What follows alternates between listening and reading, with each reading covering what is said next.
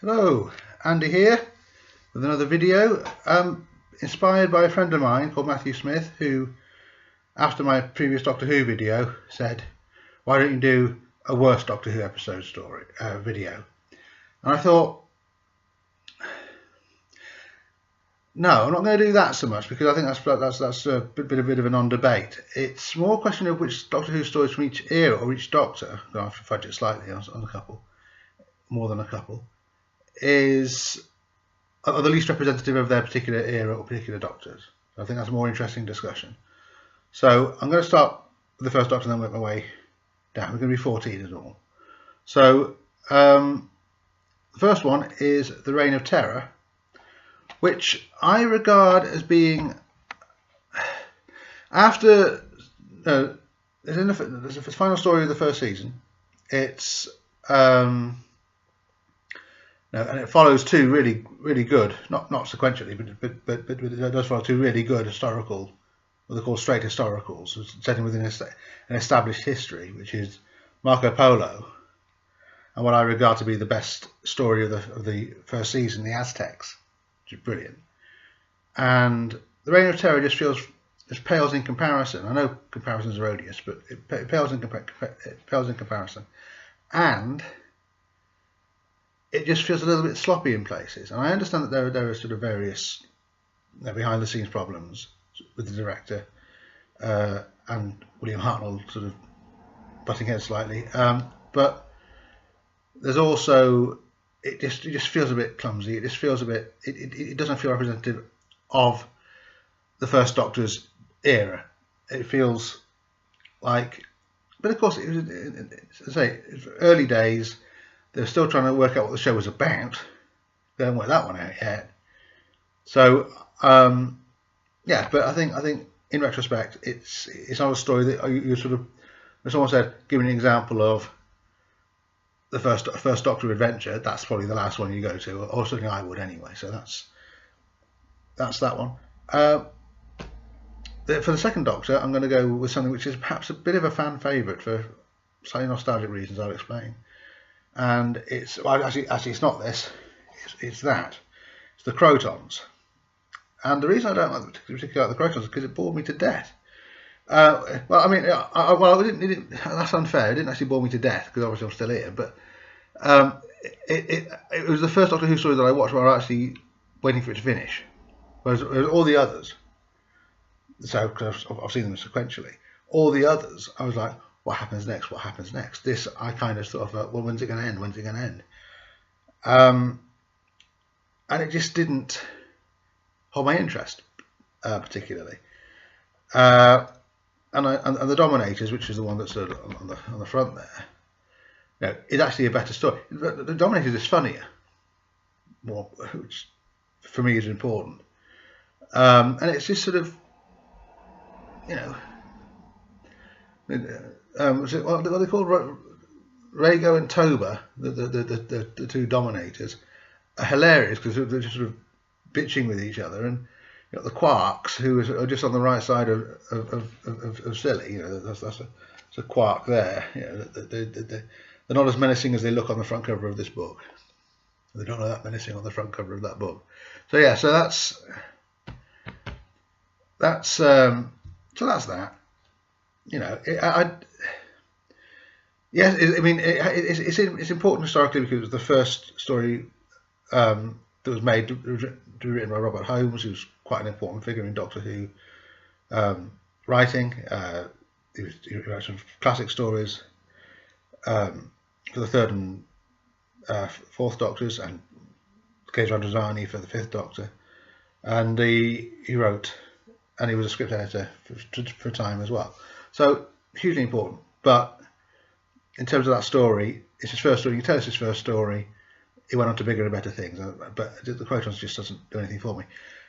Now, I also said it's a nostalgic thing because, and it is a nostalgic thing because in 1981 there was a series called The Five Faces of Doctor Who, and The Five Faces of Doctor Who was basically just repeats of one for each Doctor, all four parters, one for each Doctor. And you had the An Unearthly Child, which was the first Doctor Who story.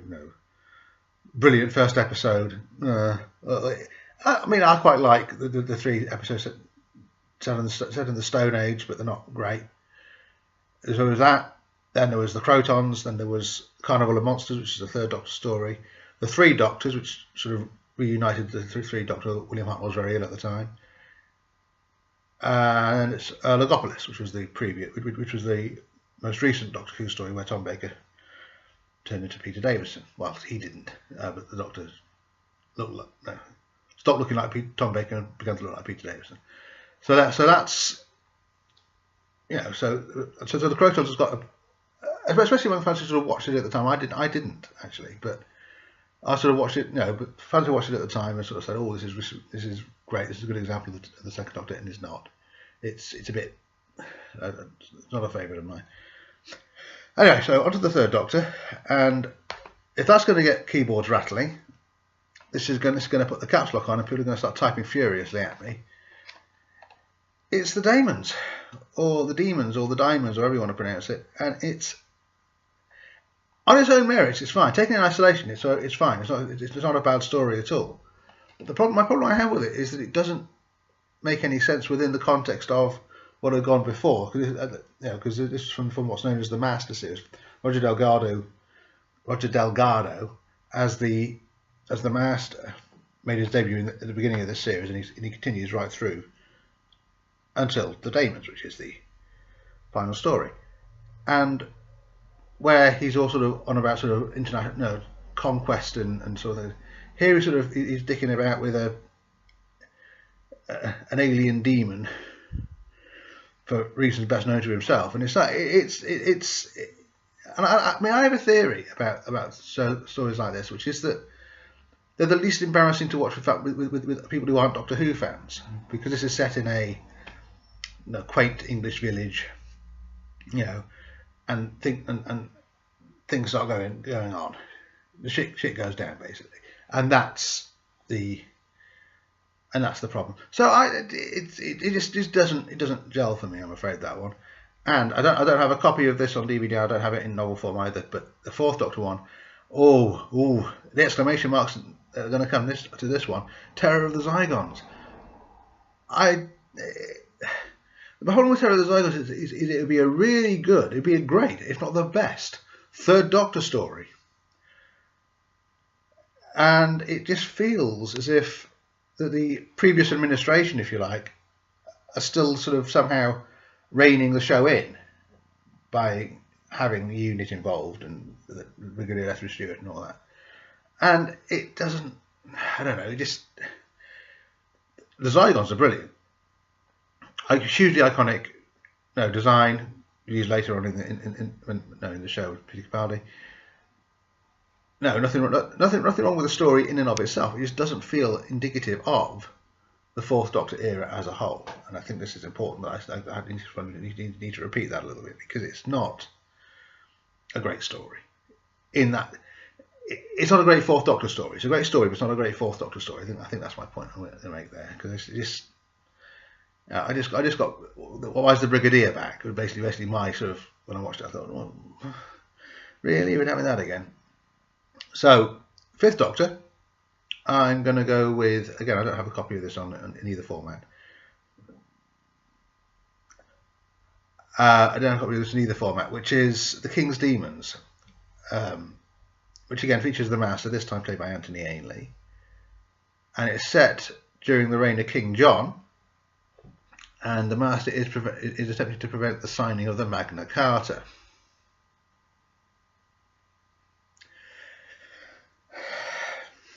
I don't know. It's odd because it doesn't make any. Again, it's a bit of a. It's a one-dimensional. It's one-dimensional writing. I think it's apart from. I mean, the writer Terence Dudley did another story previously, which was called Black Orchid, which kind of illustrates why I think that Doctor Who fans tend to like the ones that aren't as embarrassing to watch. And it's. Although Black Orchid has a number of saving graces, but the main one is Michael Cochrane as Charles Cranley, who's brilliant. But the King's Demons it's King John, who turns out to be I don't know, a robot called Chameleon. It's not spelled as you might expect, but it's spelled with a K. Kamelion. Chameleon. So there. Yeah, it's not a story that I particularly fond of. For the reasons given, it doesn't do anything for me. The Sixth Doctor is. Now people are going to say, oh, he's going to go with something like the Twin Dilemma or Time Lash or something like that, and I'm not, because I quite like the Twin Dilemma. Yeah, it's dreadful in places. The two actors who portray the twins, Romulus and Remus, aren't particularly good. But the story itself is all right, it's and the saving grace is of course Colin Baker. Colin Baker being my Doctor, actually. Colin Baker. When I remember watching the regeneration from Tom Baker, Peter Davison, but I didn't really watch the Peter Davison era on television because it was on in the week, and I a bit odd. I didn't like watching telly in the week particularly. I wanted to watch it at the weekend. That's when the telly was on. And that's when I wanted to watch the telly. It wasn't on, so I didn't watch it.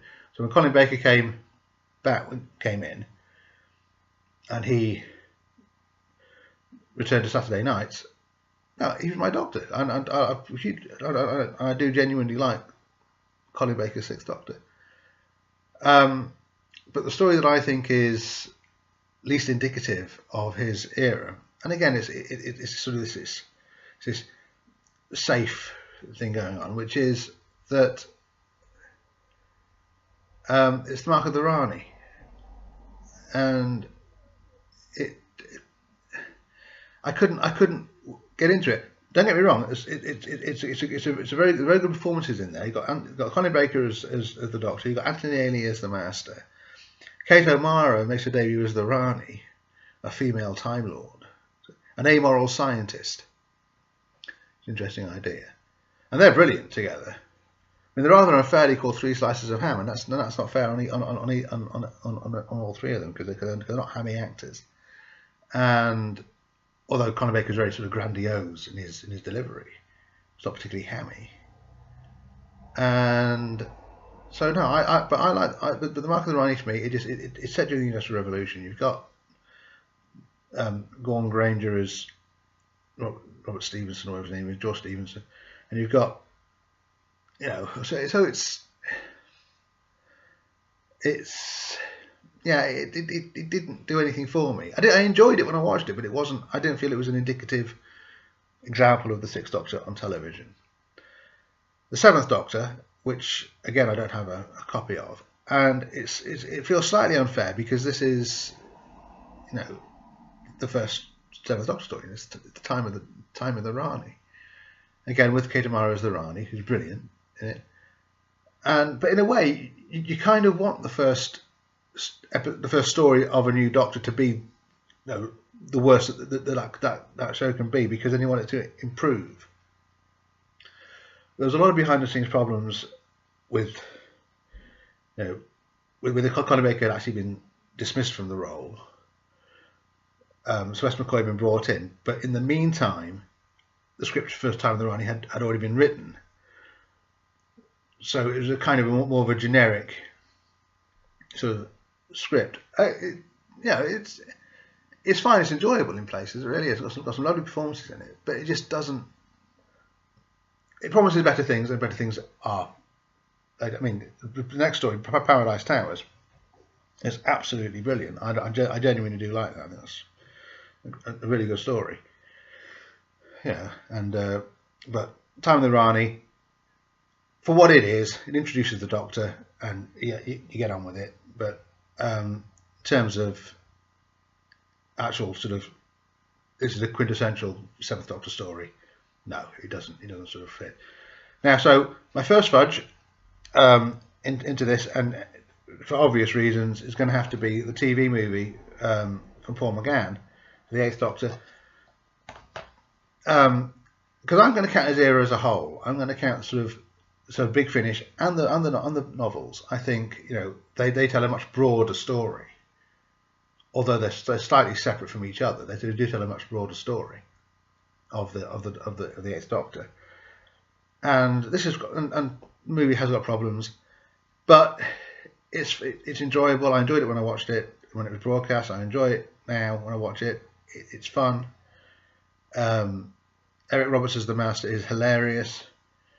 Not always intentionally so, I don't think, but he's he's great. Daphne Ashbrook as Grace. Yijit So as Chang Li.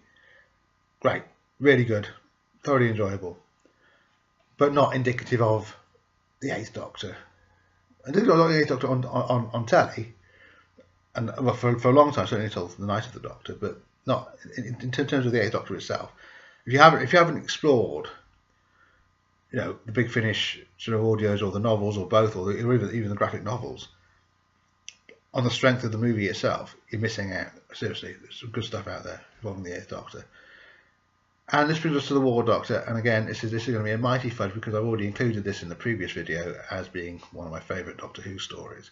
But in terms of the War Doctor himself, it's not a particularly strong story, and it is the Day of the Doctor. It has to be. But taken from sort of his perspective, the War Doctor's perspective, it's a bit of a, he's very much a supporting character in that story, and he has to be because, when the story is really about the 11th and the 10th Doctor sort of doing stuff together, and the War Doctor sort of is kind of represents the older Doctors, but and I mean, and as I said in my previous video, the novel Engines of War covers more ground for the War Doctor, and you've got the audios as well from Big Finish, which of course, as I already mentioned, won't be any more of those due to the sad passing of John Hurt himself. But I think there's room for. I believe he's made an appearance in the Titan Comics range, War Doctor. But I think there's room for more novels, more stories for the War Doctor, and I look forward to sort of experiencing those and joining those. So that's going to be fun. Now for the Ninth Doctor, I'm going to have to take this pamphlet again and it's if I find an image for it. Yeah, well, that's the image there, and it's the long game. I've not got a problem with the long game. I think it's fine. I think Simon Pegg is brilliant as the editor. I think it's all good. You've got the holy, what's it called? The mighty diagraphess of the Holy Hadrodatic Maxwell Roddenfoe, the sort of strange creature that lives on the ceiling. But it doesn't feel. It feels like a placeholder in many ways. That's unfair because it's not. It's actually a prequel to a much bigger sort of two-part story later on. But taken in isolation, taken on its own, watching it on its own, it doesn't feel that essential. So yeah, it's a bit of a strange one. That it's not a. Yeah. So that's right. It gets harder as well because we're sort of coming up to the sort of the 21st century series. So we're in the 21st century series now. So 21st century, it's more recent. We have to kind of patch it on it.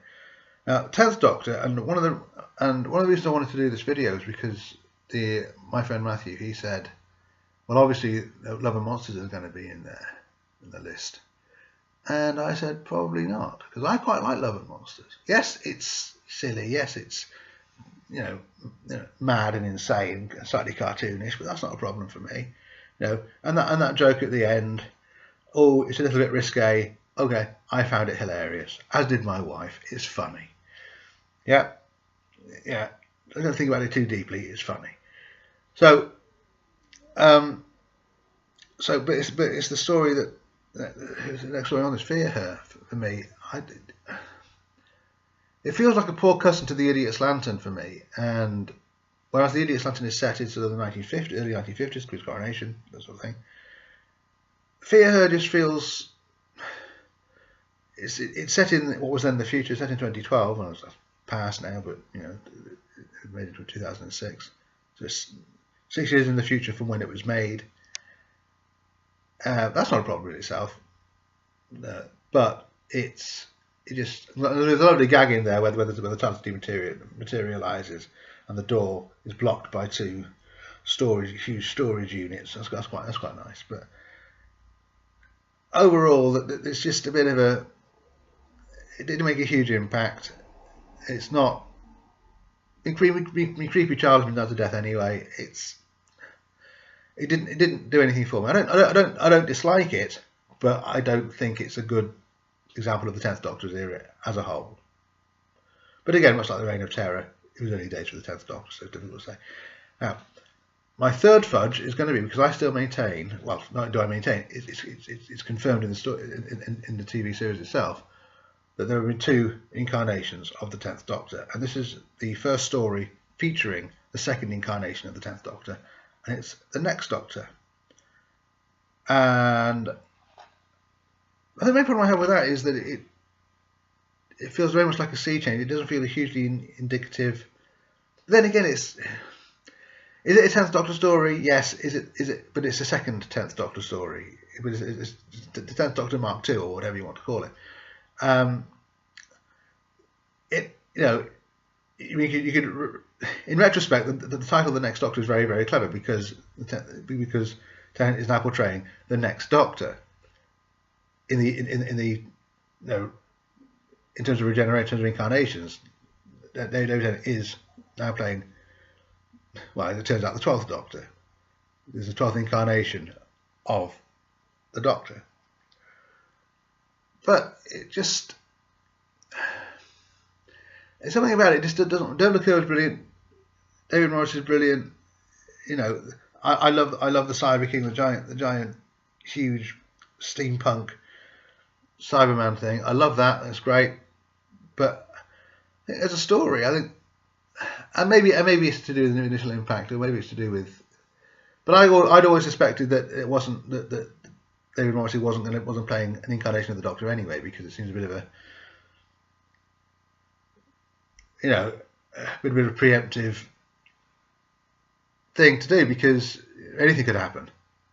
And if David Morrissey got involved in something, in a horrible accident, then it couldn't be. So I thought, heaven forbid that ever happens, but if that had happened, then a bit. So I think back in my mind, I kind of knew that wasn't going to be he's going to be the next Doctor. So it's a bit, it's all right, but it's not a favourite of mine.